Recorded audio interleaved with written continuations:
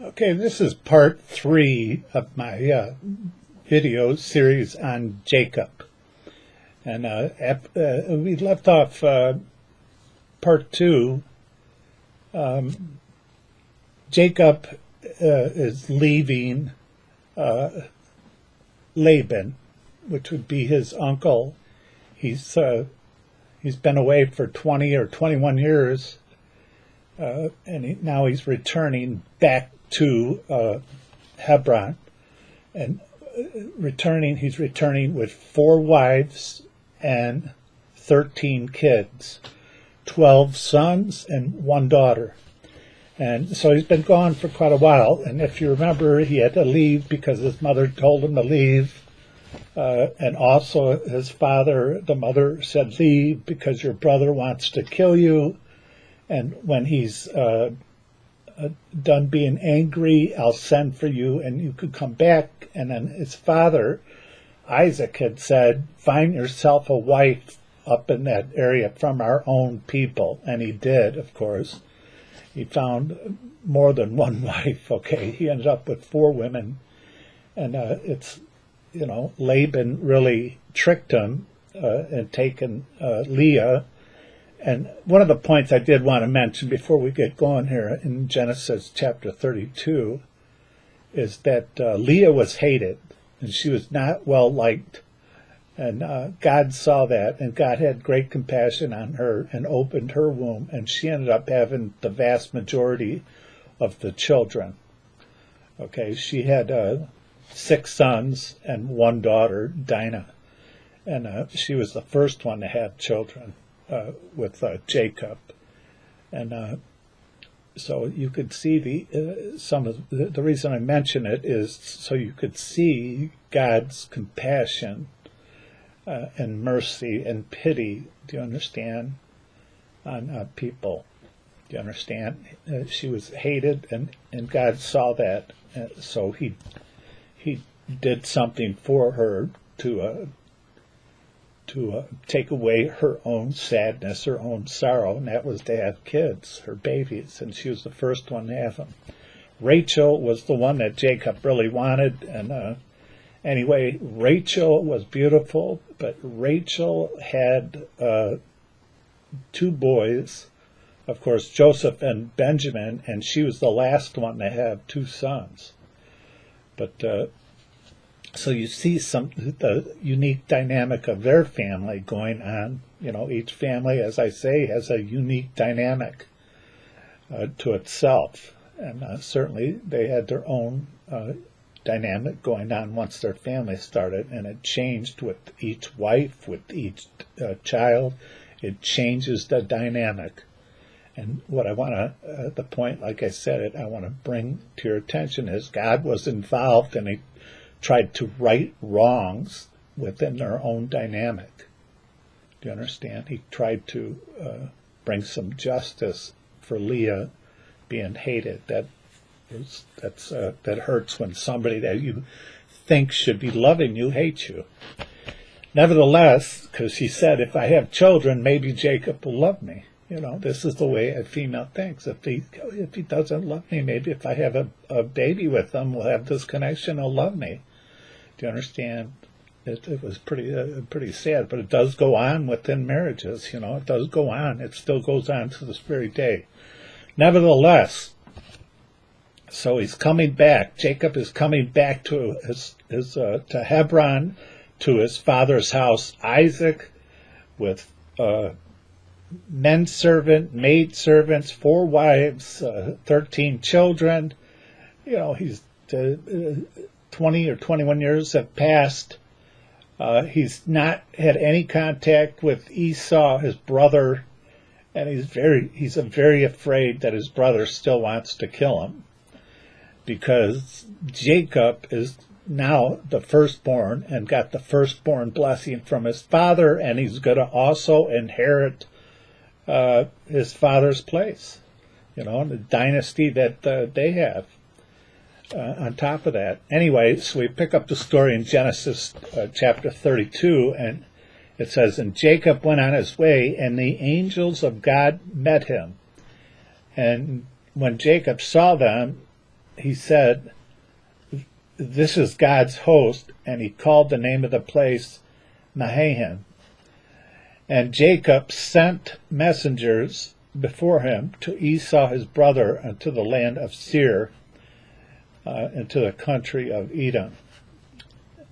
And he commanded them, saying, thus shalt thou speak unto my lord Esau, thy servant Jacob says, thus, I have sojourned with Laban and stayed here until now. I have oxen, asses, flocks, men servants, and women servants, and I have sent to tell my Lord that I might find grace in thy sight. So he's sending somebody, ahead of him to speak to Esau and tell him that he's coming back. And he has this, all these people and flocks and men servants and maid servants. Do you understand? He has his own dynasty going on, and he's trying to search out to see what Esau's reaction is going to be for sure, because he's very afraid still that Esau may kill him, even after all these years. So anyway, in verse 6 it says, and the messengers returned to Jacob, saying, we came to thy brother Esau, and also he cometh to meet you, and 400 men are with him. So this doesn't sound too good. Here comes your brother, the one that's angry enough to kill you, and it's just not him now. He's got 400 men with him, and you don't have that. You have 4 wives and children and maidservants and women servants and animals.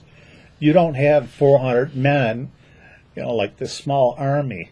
You have a big family, not an army. So now 400 men, I could only imagine how concerned and how scared Jacob is now.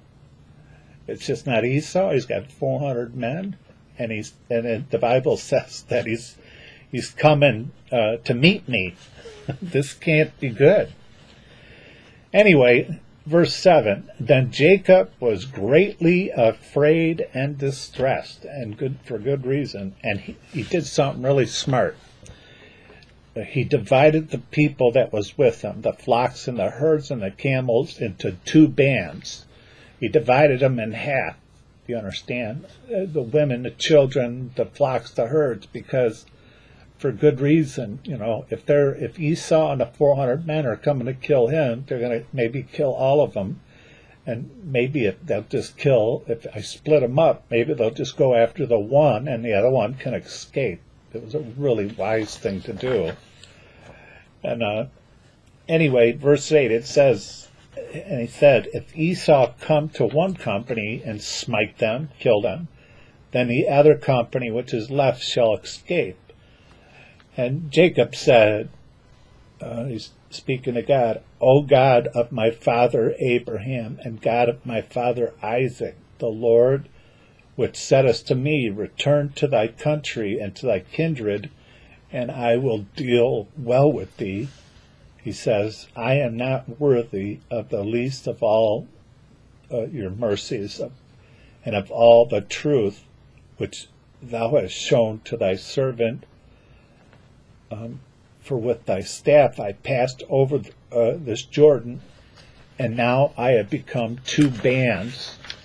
Deliver me, I pray thee, from the hand of my brother, from the hand of Esau, for I fear him, lest he come and smite me and the mother with the children. And he said, and thou saidest, I will surely do thee good, and make thy seed of the sands of the sea, which thou cannot be numbered in multitude. Do you understand it? So he's reminded him that he does have a covenant, and he's going to keep his word. Do you understand? So God is going to keep his word, that you're going to inherit the land, and you're going to have a multitude of people. So what are you worried about? I made this covenant with you, and it's going to be kept. So why are you worried about what your brother and 400 men are going to do? I am God. You got nothing to worry about. But I would say that it's a natural thing to be scared of a brother that hates you and wants revenge, and he's got 400 men, and you have, a bunch of women and children. And you don't have a great force to fight back, nor do you want to fight back. He has no will to want to do any harm to his brother. Do you understand? So we read on here in verse 13. And he lodged there that same night, and took of that which came to his hand a present for Esau his brother, 200 she-goats, 20 he-goats, 200 ewes, and 20 rams, 30 milch camels with their colts, 40 kine, and 10 bulls, 20 she-asses, and 10 foals. So he's putting together a large gift for his brother Esau, obviously to give him a gift in case he's still angry, might squash his anger. Do you understand? If he's still angry, maybe he'll accept this gift and make peace with me. You understand? He doesn't know. He hasn't spoken to him for 20-some years. Anyway, and he delivered them to the hands of his servants, and every drove by themselves, and Ted said to his servants, pass over before me and put a space between the drove and the drove. Okay, put a space between you and the gift, us and the gift. This great space. Anyway, and he commanded the foremost, saying, when Esau my brother meeteth thee and asked thee, saying, who are you, whither and where are you going, and whose are these before thee? Verse 18, then thou shalt say, they be thy servant Jacob's. It is a present sent unto my lord Esau, and behold, also he is behind us now. So he's sending this this present before him, obviously, and giving him enough space for any kind of reaction, whether it's going to be a bad reaction. Maybe they have time to go hide or flee, take off. Jacob is being very cautious in what he's doing. He's been very wise. He split up his group into two groups of people and animals, and now he's sending a large gift with animals and servants way ahead of those two groups for Esau, and he's very cautious about approaching Esau. He's very wise in what he's doing in trying to protect himself and the people that he loves, the wives, the children. He's being very cautious and very wise, but he's very scared still. Anyway, verse 19, he so commanded he the second and the third, and all that followed the droves, on this manner, I shall speak unto Esau when you find him, and say, you moreover, behold, thy servant Jacob is behind us, for he said, I will appease him with a present that goes before me, and afterward I will see his face, and peradventure he will accept of me. So he is actually split up the presents, the gifts. So now he's got the gift packages in front of him, the animals, all the animals, but he split up the animals so they were even split apart. So one present would reach Esau, then the next one, then the next one. It's very wise, like I said, what he did, but very cautious. So verse 21, so went the present over before him, and himself lodged that night in the company. And he rose up that night and took his 2 wives and his 2 woman servants, his 11 sons, and passed over the ford Jabbok. And he took them and sent them over the brook, and sent over that he had. And Jacob was left alone. Okay, so now Jacob is separating himself from his own company, so now he's by himself. Okay, and some people are probably very familiar with what is about to take place here, but there's a discrepancy about who Jacob wrestled with. Anyway, verse 24, and Jacob was left alone, and there wrestled a man. Okay, this is in the middle of the night. And there wrestled a man with him until the breaking of the day. He wrestled with a man during the night until the morning. Okay, and when he saw that he prevailed not against him, he touched the hollow of his thigh, and the hollow of Jacob's thigh was out of joint as he wrestled with him. And he said, let me go, for the day breaketh. And he said, I will not let thee go, except thou bless me. Okay, so Jacob wrestled with this man most of the night until the morning light, okay? And Jacob was winning. Do you understand? Jacob was overpowering this man as they wrestled. Do you understand? And he was winning, and he wouldn't let this man go, and this man wanted to go, but Jacob wanted to be blessed of him before he left, and he said it to him, what is thy name? Okay, so and he said, Jacob. And he said, thy name shall be called no more Jacob, but Israel. So this is where Jacob gets his name changed, okay? And he's reborn into the kingdom of heaven, okay? That's the indication.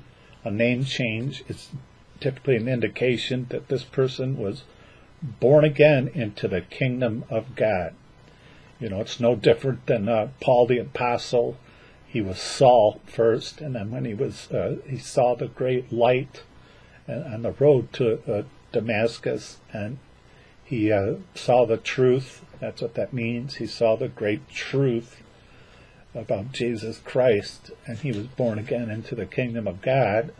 He was given a new name, Paul.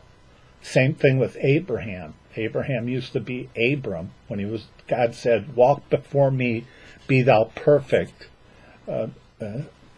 That was an indication that he was born again into the kingdom of God, and his name became Abraham. Same thing with his wife. She was born again because two were seen as one with those two. And her name went from Sarai to Sarah. So anyway, Jacob is being born again into the kingdom of God and to do the will of God. And he's going to be the leader of the kingdom of God on earth and take over Isaac's place, as Isaac took over Abraham's place. So now he gets this new name, Israel, or Israel. For as a prince has thou power with God and with men, and has prevailed. And Jacob asked him and said, tell me, I pray thee, thy name. And he said, wherefore is it that thou ask after my name? And he blessed him there. Okay, so he wouldn't tell him his name. Now there's a lot of, there's a debate to who this man was. Some say it was God himself, and some say it was an angel of God. Okay. Either way, what was going on is Jacob was scared. Okay, so what would God do as a father? What would you do if you were a father and one of your sons was scared?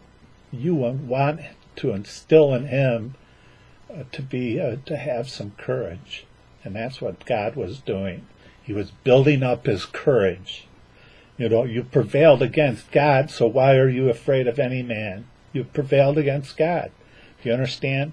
So during the night, he built up his courage so he could face Esau without being afraid. Do you understand? God was saying, as his father saying, listen, you prevailed with me. Why would you be afraid of any man?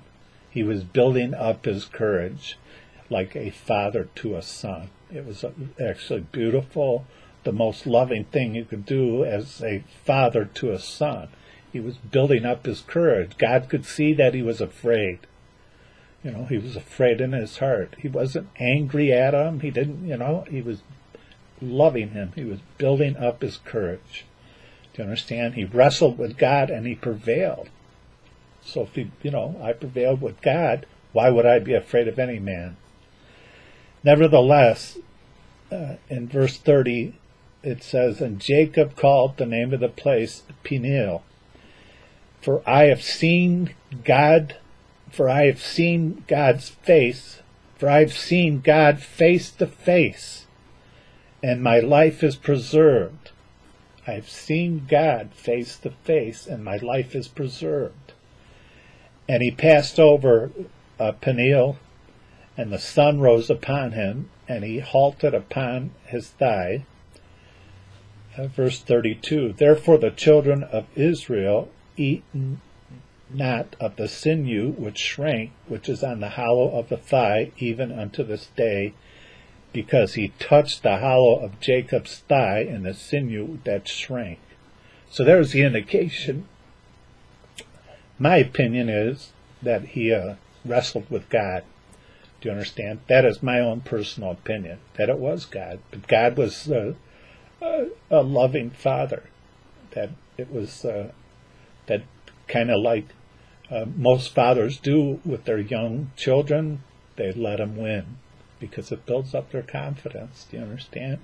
A young child, the father, when they're playing a game with you, or when they're real young and this and that, fathers let their children win much of the time. Not all the time, but much of the time, because they love their children, and it builds up the sense of confidence in them that you can win.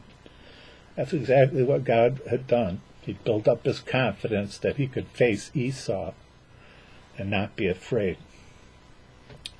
And that is the end of chapter 32. As we move on to the next chapter here, Genesis chapter 33. And Jacob lifted up his eyes and looked, and behold, Esau came. So here comes Esau, and with him 400 men, and he divided the children unto Leah and to Rachel and to the two handmaids. And he put the handmaids and their children foremost, and Leah and children after, and Rachel and Joseph hindermost. So listen to what he did here. Okay, how he lined them up may be an indication of who he loved the most. Do you understand? It may be because he put the handmaids that he had children with, sons with, up first. Then he put Leah, the one that was hated, and then he put Rachel back farthest. And of course, Rachel was the one he loved the most. So that's the interesting, unique dynamic of his family. Do you understand? He lined them up, in my opinion, about who he loved the most. But that's human nature. Anyway, verse 3, and he passed over before them and bowed himself to the ground 7 times until he came near to his brother. And Esau ran to meet him. Listen to this, because this is just a beautiful moment in history of 2 brothers and brotherly love. And he didn't walk to meet him. Esau with 400 men behind him, and Jacob on the other side with women and children. He's scared, but now he has some confidence to face him. Esau ran to meet him, and he embraced him, and he fell on his neck, and he kissed him, and they wept. So there it was that Jacob was scared to death of not only being killed, but Esau and the 400 men wiping out all the women and children in a fit of anger, of jealousy that he still carried in his chest throughout all those years. But it didn't happen. In fact, the opposite happened. He ran to him. Esau ran to him. And anyway, verse 5, and he lifted up his eyes and saw the women and children and said, who are those with thee? And he said, the children which God has graciously given thy servant. Those are my children that God has given me. And the handmaidens came near, and their children, they and their children, and they bowed themselves. And Leah also with her children came near and bowed themselves. And after came Joseph near Rachel, and they bowed themselves. And he said, what means thou by all this drove which I met? What did this mean, to send all these animals and maidservants before you came here? What did that mean? And of course Jacob said, these are to find grace in the sight of my Lord. To find grace, to appease, if you're still mad at me, is to hopefully find grace in your eyes.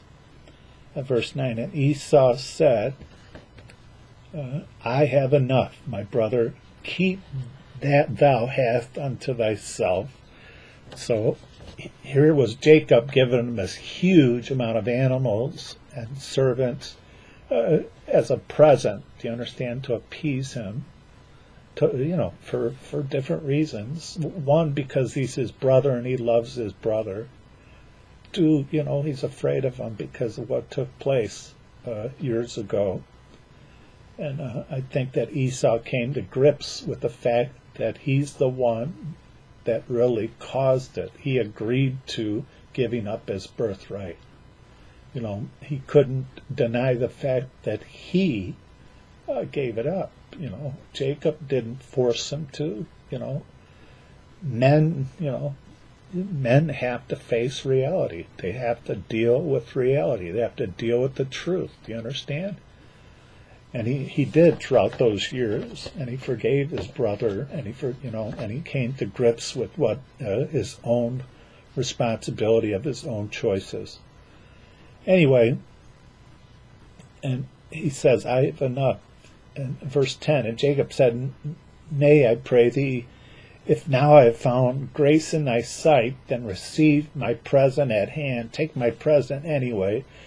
And for therefore I have seen thy face, as though I had seen the face of God, and thou was pleased with me. So you have to use your imagination here. This is a huge moment for both of them, and especially from Jacob's perspective, or Israel, when he's meeting the very brother that wanted to kill him. And years have passed by, and now he's got wives and children. He doesn't know how his brother is going to react, if he's still angry and going to kill him. Because he said he was going to kill him. And he's got 400 men. But when he looked at his face, at Esau's face, Jacob says that it was like looking at God. Because whatever he saw in Esau's face had to be just this, somebody so glad and to see him. Somebody so full of love and forgiveness, and somebody that was just overwhelmed by the fact that this is my brother I had not seen for many years. This is my own twin, by the way, which is even something more unique that I have not seen for years. This is somebody I truly love. I could only imagine what his face looked like. And that's something he'll probably, he never forgot, was the look on his face. It was probably like taking a snapshot with a camera, and he probably remembered that look the rest of his life, because he says it was like looking at God. So it gives you it gives you an insight to what God is like. Do you understand? sometimes the way you see people is the way you may see God. Some people, the way you see your father is generally the first a glimpse about what you think God might be like. If you see your father as loving, you see God as loving. Do you understand? If your father's a very distant and quiet person that's not very warm to you when you grew up, this is how you see God when you're young. That God is, maybe he loves me, but he never says nothing to me. He's quiet. He doesn't seem to be overly concerned about me. Do you understand? It's through, what I'm trying to say, it's through people is how we see God. Do you understand? Because God is invisible. So in some aspects, this is when he says, I've seen God face to face. That's a spiritual thing. Do you understand? It's not a literal thing. I've seen him face to face, what he's like. Jacob had to know that he was building up his confidence. He was a grown man. Do you understand? And it worked. But looking back, he saw that, not at the time. But this plays into how important it is to be a loving parent. Do you understand? Whether you're a mother or a father, do you understand? The way you are with your children is how they may see God. Are you forgiving as a parent? Are you full of mercy to your children? Or are you an angry person all the time? Do you yell and scream at them? Do you curse at them? Do you constantly cut them down? Do you call them names? The abuse that goes on is horrific in some cases. I like to think in most cases, parents really love their kids. They're not perfect. There's no such thing as a perfect human being. But there was only one, and the world killed him.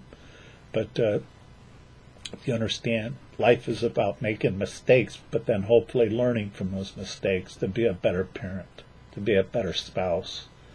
So that's why it's important to be a good, loving parent, because you are the ambassador for God. You are here representing God. Do you understand? The way young people, children see you is their first glimpse about what God might be like. So it's very important to be loving. It's very important to be forgiving. It's very important to be understanding, patient. Do you understand? But sometimes it's also important to be to lay down the law, to be someone that disciplines children. I see a lot of problems with the youth in this country is because they've gone through a great era of don't spank your child, just put them in time out. And now they grow up and they're these disrespectful, just awful youth because nobody took the time to discipline them. It was a bad idea. When God says, spare the rod, spoil the child, he knows what he's talking about because he's our creator. Our creator knows his creation better than we do. So you either agree with God and do what he says, which is not abusing that. There's a line between disciplining a child and abusing a child. But let me tell you something. We're not smarter than God. We're just not. Trying to do something different than what God says has bad consequences, and it has. Putting young people in time out and doing this and doing that has led to some of the most awful young people in the world. Just disrespect. They don't care. Time out doesn't mean anything. But being spanked on the butt may get you something. Do you understand? Spanking somebody on the butt is a normal thing to do. There's plenty of cushion there, and God says that's what you should do. Do you understand? And if you think you're smarter than God, you'll find out when your child gets older, they're going to be awful young adults. Do you understand? The best thing you could do is do what God says to do, period. Anyway, I've just observed that a lot of American youth, it's like, don't touch them, don't spank them. Somebody will say that's abusing them and call on you, and some people think they know better, and the child grows up and they're awful people now, just awful. They're lazy, they're couch potatoes, they're disrespectful. They have no ambition. They have no discipline. They have nothing because nobody took the time to love them enough to discipline them.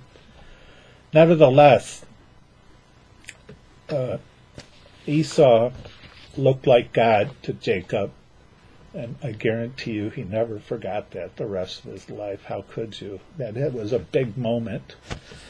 But anyway, we move on here in verse 11. Take, I pray thee, my blessing which is brought to thee, because God has dealt graciously with me, and because I have enough. And he urged him, and he took it. So his brother Esau did take the gift. Jacob had been truly blessed of God with many animals, and he outdid Laban. Laban became jealous of him and didn't. This is one of the reasons Laban didn't want him to leave. He was like the golden goose. He didn't want his golden goose to go away because Jacob was truly a blessed man. And why would Laban want him to go away? He brought great blessings onto him.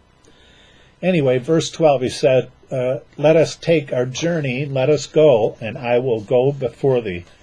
And he said unto him, my Lord knoweth that thy children are tender, and thy flocks and herds are young, are with me, and if men should drive them one day, all the flock will die. Let my Lord, I pray thee, pass over before thy servant, and I will lead on softly, according as the cattle that go with me, and the children be able to endure until I come unto my Lord to Seir. In other words, Esau says, come, let's go together. And Jacob is saying, we can't keep up with you. We have children, and they're young, and my flocks are pretty young. They'll die if we cannot keep up with your pace. So he says, go ahead, go before us. Anyway, verse 15 is said, and Esau said, let me now leave with thee some of the folk that are with me. And he said, where it needed, let me find grace in the sight of my Lord. So Esau returned that day on his way to Seir. So imagine Esau let Jacob take some of the ones that were slower, maybe older people, with Jacob, because they were going at a slower pace. And Esau went on ahead with the men, at a faster pace. Anyway, verse 17, and Jacob journeyed to Succoth, and built him a house, and made booths for his cattle, and therefore the name of the place is Succoth. And Jacob came to Shalem, a city of Shechem, which is in the land of Canaan. When he came from Padarama, and pitched his tent before thy city, and he bought a parcel of a field where he'd spread his tent at the hand of the children of Hamor, Shechem's father, for 100 pieces of money. And he erected an altar, and he called it Elohi Israel. And that is the end of chapter 33. As we move on with Jacob, who is now called Israel. And of course the 12 sons that he had with the 4 wives are now obviously going to be the 12 tribes of Israel. So we continue with Genesis chapter 34. I'm not going to read it all. I just want to hit the main points in that chapter, which are the fact that the 12, by that time there was 11 sons of Jacob who God changed his name to Israel. Okay, and they had one sister, Dinah. And Dinah was taken by some Canaanites, okay, named Shechem and his father Hamor. They wanted to take her as a wife, and then they tried to make a deal with Jacob's sons, a couple of his sons, that we will raise daughters for you, and we will take your daughters for wives. And basically, the two sons that were that found out that they defiled their sister Dinah, okay, they were very upset about it. Simon and Levi, okay. So what they did is they told these Canaanites that we'll go along with that, sure, but they were deceiving them. They said, but you have to do one thing. You have to circumcise all your males. Okay, and after 3 days, they were very sore from the circumcisions. They agreed to it. And that's when Simon and Levi went into their town and killed all the males because the one had defiled their sister Dinah. And they took Dinah back, and they also took all the children, all the animals, all the women. They killed off all the males and took them. And this made their father, Jacob, very upset that they had done this. And really, they were very impulsive, inexperienced, not mature enough to realize that this action is going to lead to another action, reaction. Do you understand that we're going to just go down Genesis chapter 34, verse 30. It says, and Jacob said to Simon and Levi, two of his sons, you have troubled me to make me stink amongst the inhabitants of the land, among the Canaanites and the Perizzites, and I, being few in number, and they gather themselves together against me, they will slay me, and I will be destroyed, and my house. And the two sons said, should he deal with our sister as a harlot, like a prostitute? So there you had a family problem. Their sister, she didn't get raped, but very close to what would be considered rape. The one young man took her for a wife, and they didn't. The sons of Israel did not like that. Do you understand? They wanted her sister to probably marry within their own group. So they, like I said, they played a trick on them. They said, yeah, we'll do all this. You circumcise your males, knowing all along that they were just tricking them to get them to where they would be sore and unable to fight. And then they went in there and killed all the males. So and this upset their father, like I said, Jacob, and we go over to Genesis, the 35th chapter, verse 1. It said, and God said to Jacob, arise and go up to Bethel and dwell there, and make there an altar unto God that appeared unto thee when thou fleddest from the face of Esau thy brother. And Jacob said to his household and to all that were with him, put away the strange gods that are among you, and be clean. Okay, and change your garments, and let us arise and go up to Bethel, and I will make there an altar unto God, who answered me in the day of my distress, and was with me in the way I went. Okay, verse 4, and they gave unto Jacob all the strange gods which they had in their hand, all the earrings which were in their ears, and Jacob hid them under the oak which was by Shechem. And they journeyed, and verse 5, and they journeyed, and the terror of God was upon the cities that were round about them, and they did not pursue after the sons of Jacob.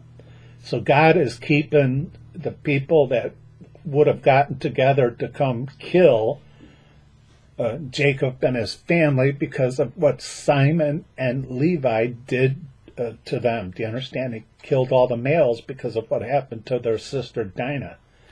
So now God is saying, get out of here. I'll keep them occupied. Okay. I'll keep all these people occupied so they won't go after you. Okay, so God was making a way for safe passage for Jacob and all his household to go back up into Panorama, up in Mesopotamia, up by Haran, where they all came from originally, and to get out of the land of Canaan. But before he goes clear up there, he's going to stop at that place where he had his spiritual experience with God to begin with, if you remember, and saw what's called Jacob's ladder. He had that dream, saw angels ascending and descending on a ladder, do you understand? And that's why he named the place Bethel. It was an area that was already called Luz, but Jacob renamed it and called it Bethel. Now, Bethel has a very rich, deep meaning to it. Bethel means the house of God, okay, or the house of El.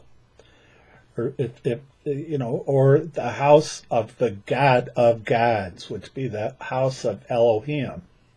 Okay, that's Hebrew for the house of the God of gods. So this is where Jacob had his spiritual experience with God Almighty.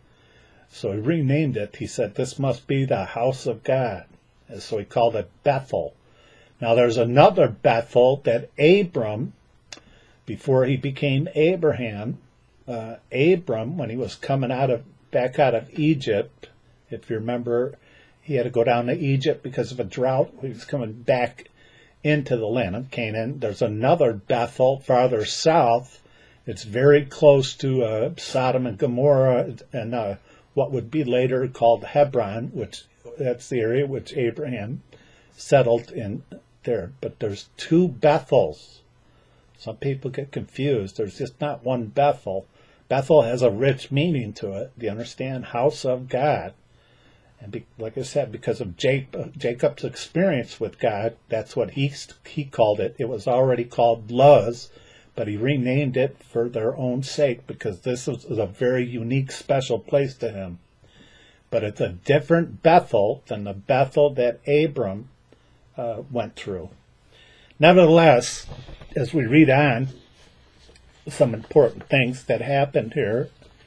If you read on to verse 6, so Jacob came to Luz, that's what he renamed Bethel, which is in the land of Canaan, that is Bethel, and all the people that were with him. And he built there an altar, and he called the place El Bethel, Elohim, house of the God of gods, because God appeared unto him there, and when he fled from the face of his brother.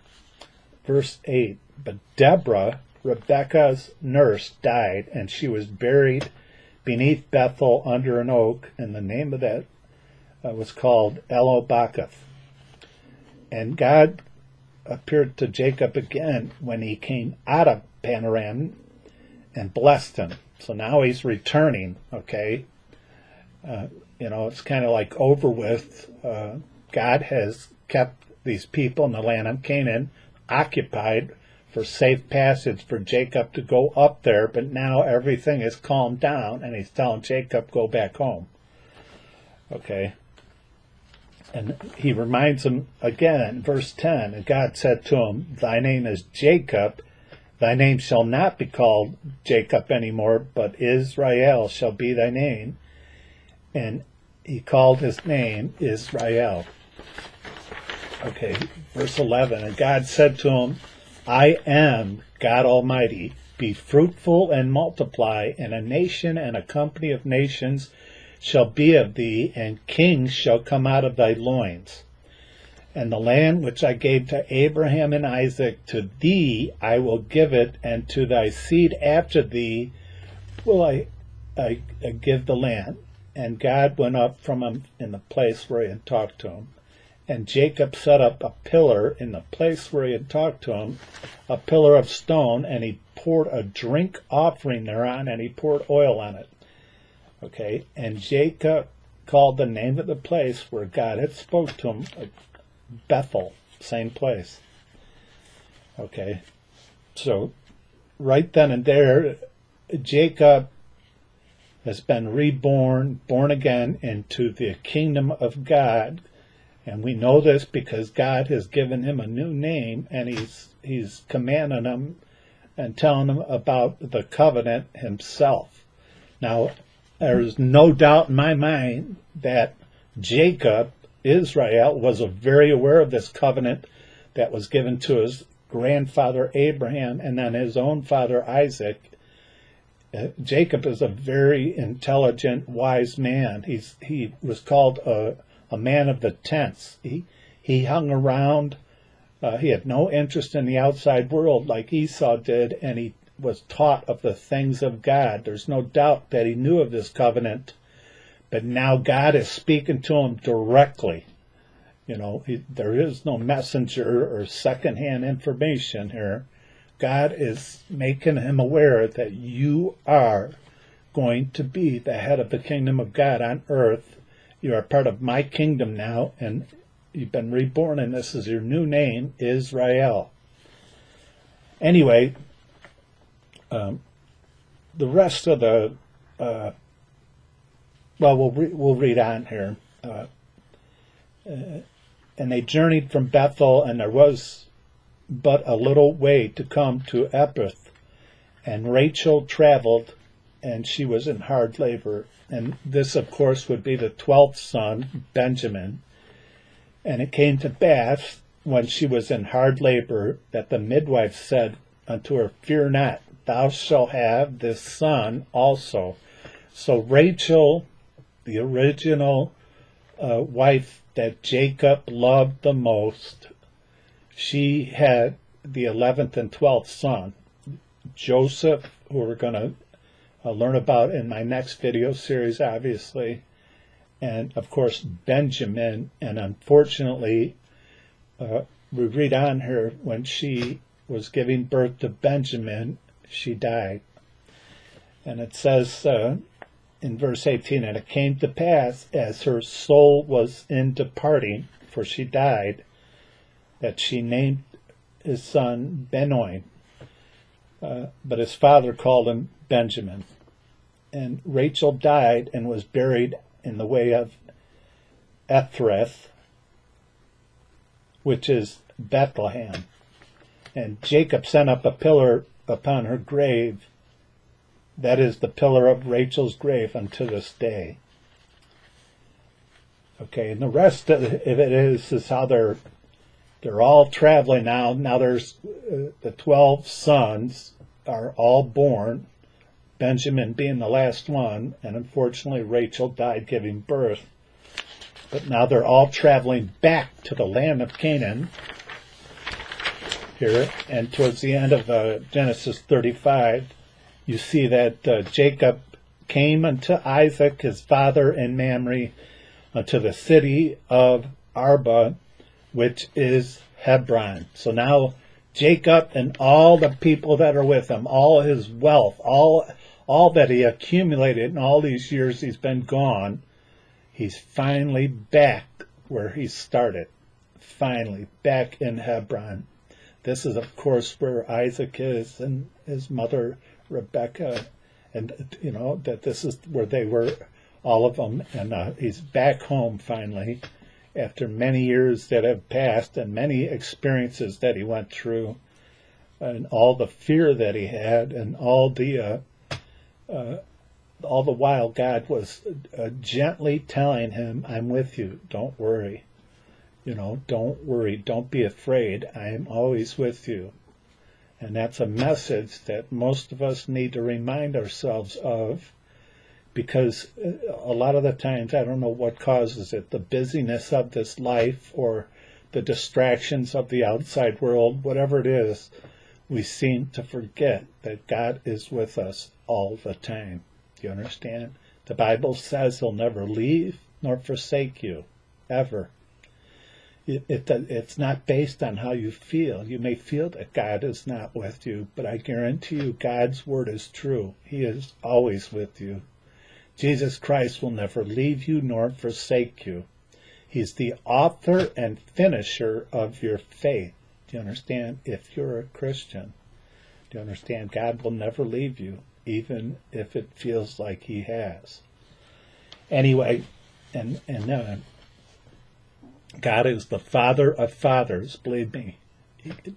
Just gently, sometimes a baby needs to cry themselves to sleep. Do you understand? Otherwise, if you coddle them too much, they become problematic. Do you understand? God is kind of like that too. Just because you don't hear from God for a long time doesn't mean he's left. Do you understand? Does not. Do you understand? He's waiting for you to realize, to grow and mature through experiences, to realize he's right with you all the time, right on time. Anyway, and the point I'm trying to make is we see this in Jacob, because Jacob was afraid. Just like a lot of us are afraid. We're referred to as sheep. Sheep are a nervous little animal. They are, until they are together. I had a grandfather that raised sheep, and then my uncle and aunt, they raised sheep. And as a kid, when I was on the farm with them, I stayed with them during the summer sometimes. I would go out there and watch the animals. They had cattle, and then at the time they had pigs, and of course they had sheep. And sheep would always cluster together, most of them. And then there'd be a few that were out. They didn't get a hold of the cluster. And it was amazing how close they would just group up.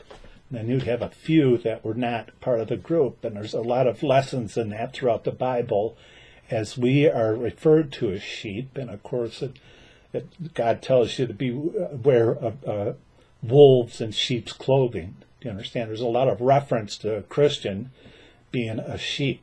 You have to remember, sheep are basically half blind. Do you understand? There's a great lesson in that too, that the just shall live by faith and not by sight. You see, a sheep is kind of blind. Do you understand? But as long as it stays in the fold, it feels safe and secure. Do you understand? And it's a big thing. The opposite of love is not hate, it's fear. The biggest thing you could do is overcome your fears in life, and do it by realizing that God is always with you. Have faith. Do you understand? A little bit of faith. Certainly, Isaac's faith grew every time he had an experience with God. How could it not grow? Do you understand? Faith is like a little seed, and that it grows and blossoms into a huge thing if it gets water and light. But that's for another lesson. But it can die too. Nevertheless, okay, we'll get back to this in Genesis 35, verse 28. And the days of Isaac were 180, and Isaac gave up the ghost and died, and was gathered unto his people, being old and full of days, and his sons Esau and Jacob buried him. That's a touching moment, that two boys that were at odds with each other for a long time, to the point of wanting to kill, one wanted to kill the other, are together there to be buried by the two of them, Esau and Jacob. They did forgive each other, and they reunited, but as we're going to find out, they became too big to live close to each other, because they had way too much wealth and too many people and too much livestock, as we'll get into Genesis chapter 36. But it is a very touching moment, that how could they make all this work out? I see personally the hand of God that kind of made them, how could they all come together here at the very end of their father's life and bury their father together, is very touching to me. And I believe that God had a lot to do with all that. Do you understand? You're going to find out that in the Bible it said that God hated Esau. Okay, he's the only one in the Bible that's mentioned. But certainly God has hated more people than Esau. Okay, do you understand? But God, we are like God, and do you understand? We've been made in the likeness and image of God. Certainly, if we hate, God is hated. We are not dissimilar. Do you understand? We are made in the likeness and image of God. Certainly, like I said, if we've hated, God has hated. He had good reason to hate him. But the point I want to make is hate can be a very temporary thing. Do you understand? It could go on for years, and then things be forgiven, and the hatred goes away. Do you understand? Certainly, the point I want to make is certainly God did hate him because he just mocked him and didn't care about the kingdom of heaven, Esau. But at some point, I do believe that God forgave Esau. That's my own opinion. It's not in God's nature to go on hating and hating and hating for years and years until it just is not his nature, nor is it ours. It's really not. We live in the confines of God's creation of time. Do you understand? As time goes by, it helps us realize I need to make up with this person because sooner or later we're all going to die. Do you understand? We're up against time. And certainly God, if he wants us to forgive, he's the shining example. There's no doubt that God forgives. Do you understand? That's why I say it's my strong opinion that he forgave Esau at some point. Do you understand?